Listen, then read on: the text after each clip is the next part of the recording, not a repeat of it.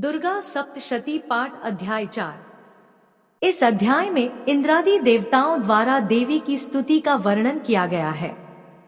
ऋषि कहते हैं, अत्यंत पराक्रमी दुरात्मा महिषासुर तथा उसकी दैत्य सेना के देवी के हाथ से मारे जाने पर इंद्र आदि देवता प्रणाम के लिए गर्दन तथा कंधे झुकाकर उन भगवती दुर्गा का उत्तम वचनों द्वारा स्तवन करने लगे।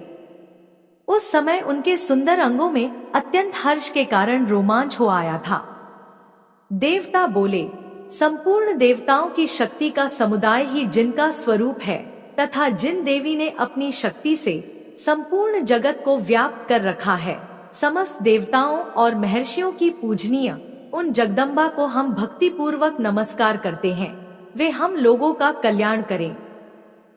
जिनके अनुपम प्रभाव और बल का वर्णन करने में भगवान शेषनाग, ब्रह्मा जी तथा महादेव जी भी समर्थ नहीं हैं। वे भगवती चंडिका संपूर्ण जगत का पालन एवं अशुभ भय का नाश करने का विचार करें। जो पुण्यात्माओं के घरों में स्वयं ही लक्ष्मी रूप से, पापियों के यहाँ दरिद्रता रूप से, शुद्ध अंतःकरण वाले पुरुषों के हृदय में बुद्धि रूप से, सत्पुरुषों में श्रद्धा रूप से तथा कुलीन मनुष्य में लज्जा रूप से निवास करती हैं, उन भगवती दुर्गा को हम नमस्कार करते हैं। देवी, आप संपूर्ण विश्व का पालन कीजिए। देवी, आपके इस अचिंत्य रूप का, असुरों का नाश करने वाले भारी पराक्रम का तथा समस्त देवताओं और दैत्यों के समक्ष युद्ध में प्रकट किए हुए आपके अद्भुत चरित्रों का हम किस प्रकार वर्णन करें। आप संपूर्ण जगत की उत्पत्ति में कारण हैं। आप में सत्वगुण, रजोगुण और तमोगुण ये तीनों गुण मौजूद हैं, तो भी दोषों के साथ आपका संसर्ग नहीं जान पड़ता। भगवान विष्णु और महादेव जी आदि देवता भी आपका पार नहीं पाते। आप ही सबका आश्रय हैं। यह समस्त जगत आपका अंशभूत है, क्योंकि आप सबकी आदिभूत अव्याकृता परा प्रकृति है। देवी, संपूर्ण यज्ञों में जिसके उच्चारण से सब देवता तृप्ति लाभ करते हैं, वह स्वाहा आप ही है। इसके अतिरिक्त आप पितरों की भी तृप्ति का कारण हैं, अतएव सब लोग आपको स्वधा भी कहते हैं। देवी, जो मोक्ष की प्राप्ति का साधन है, अचिंत्य महाव्रत स्वरूपा है, समस्त दोषों से रहित, जितेंद्रिय, तत्व को ही सार वस्तु मानने वाले तथा मोक्ष की अभिलाषा रखने वाले मुनिजन जिसका अभ्यास करते हैं, वह भगवती परा विद्या आप ही है।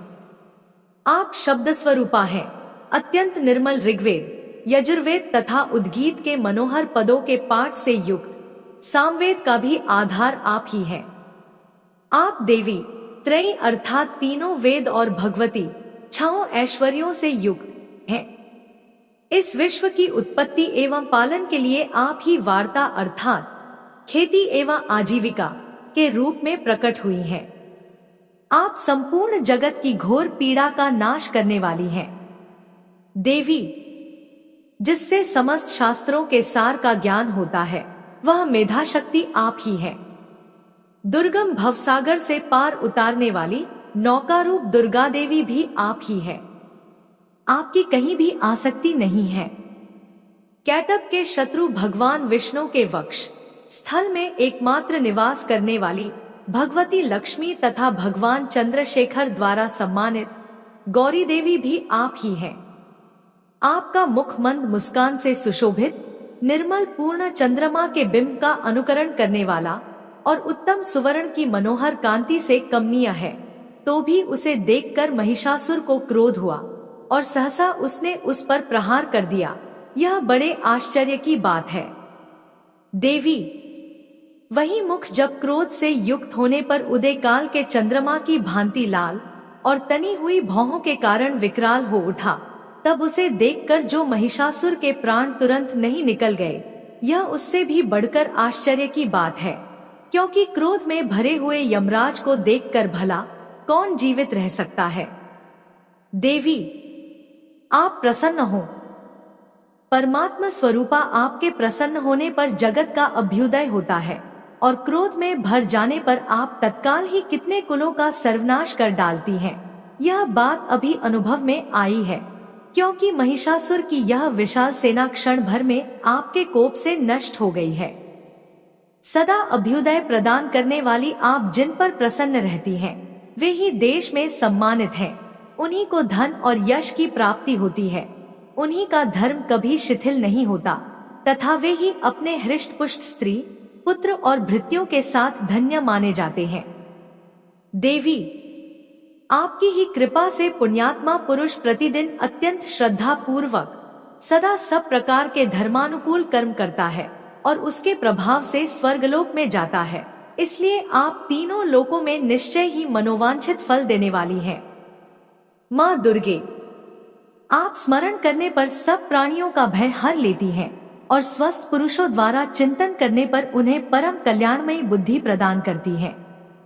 दुख, दरिद्रता और भय हरने वाली देवी, आपके सिवा दूसरी कौन है जिसका चित्त सबका उपकार करने के लिए सदा ही दयार्द्र रहता हो। देवी, इन राक्षसों के मारने से संसार को सुख मिले तथा ये राक्षस चिरकाल तक नरक में रहने के लिए भले ही पाप करते रहे हों, इस समय संग्राम में मृत्यु को प्राप्त होकर स्वर्गलोक में जाया, निश्चय ही यही सोचकर आप शत्रुओं का वध करती हैं। आप शत्रुओं पर शस्त्रों का प्रहार क्यों करती हैं?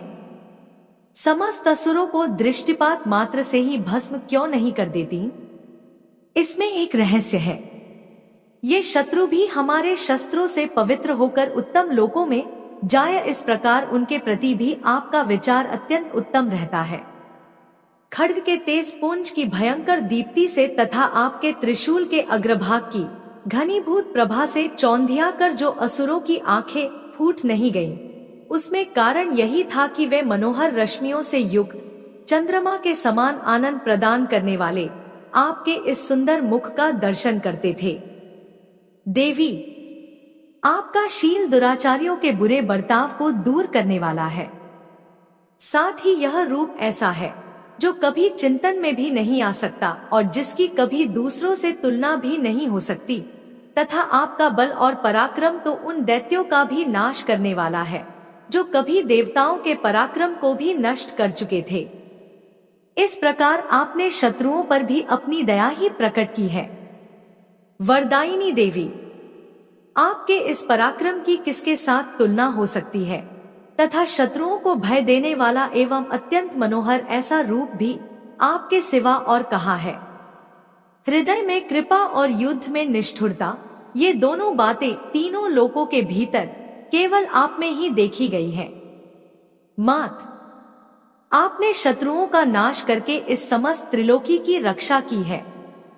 उन शत्रुओं को भी युद्ध भूमि में मारकर स्वर्गलोक में पहुंचाया है तथा उन्मत्त दैत्यों से प्राप्त होने वाले हम लोगों के भय को भी दूर कर दिया है।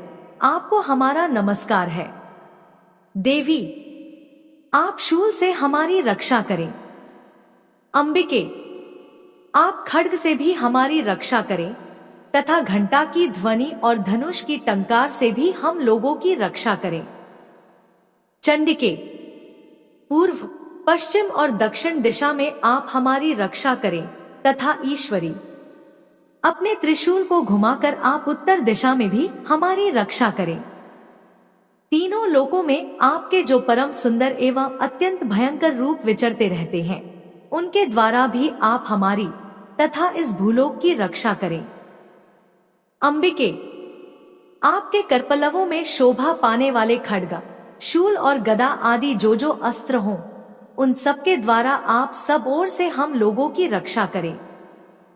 ऋषि कहते हैं, इस प्रकार जब देवताओं ने जगत माता दुर्गा की स्तुति की और नंदनवन के दिव्य पुष्पों एवं गंधचंदन आदि के द्वारा उनका पूजन किया, फिर सबने मिलकर जब भक्ति पूर्वक दिव्य धूपों की सुगंध निवेदन की, तब देवी ने प्रसन्नवदन होकर प्रणाम करते हुए सब देवताओं से कहा। देवी बोली, देवताओं, तुम सब लोग मुझसे जिस वस्तु की अभिलाषा रखते हो उसे मांगो।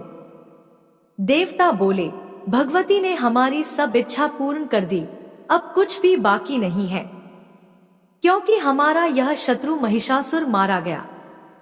महेश्वरी, इतने पर भी यदि आप हमें और वर देना चाहती हैं, तो हम जब जब आपका स्मरण करें तब तब आप दर्शन देकर हम लोगों के महान संकट दूर कर दिया करें तथा प्रसन्न मुखी अंबिके। जो मनुष्य इन स्तोत्रों द्वारा आपकी स्तुति करे, उसे वित्त समृद्धि और वैभव देने के साथ ही उसकी धन और स्त्री आदि संपत्ति को भी बढ़ाने के लिए आप सदा हम पर प्रसन्न रहें। ऋषि कहते हैं, राजन, देवताओं ने जब अपने तथा जगत के कल्याण के लिए भद्रकाली देवी को इस प्रकार प्रसन्न किया, तब वे तथास्तु कहकर वहीं अंतर्ध्यान हो गई। भूपाल। इस प्रकार पूर्व काल में तीनों लोकों का हित चाहने वाली देवी जिस प्रकार देवताओं के शरीरों से प्रकट हुई थी, वह सब कथा मैंने कह सुनाई।